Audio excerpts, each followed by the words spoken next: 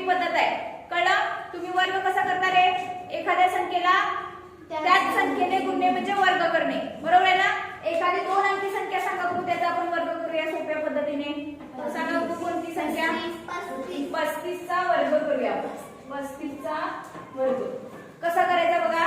3 चा वर्ग यासाठी तुम्हाला 1 ते 9 पर्यंतचे वर्ग पाठ पाहिजे.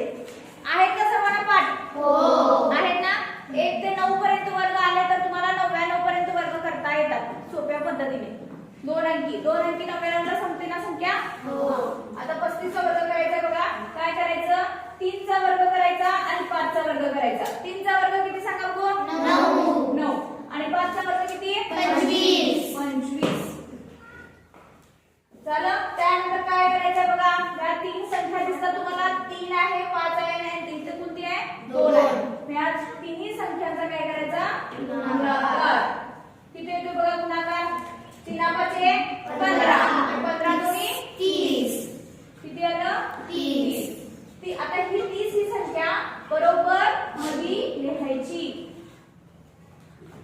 बरोबर मध्ये लिहायची. तर काय आहे? 0 ना, मग बरोबर झाली ही संख्या.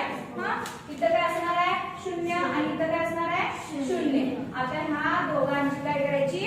बेरीज. तर बघू 5 2 9 अधिक 3 12. 35 चा वर्ग किती? 12.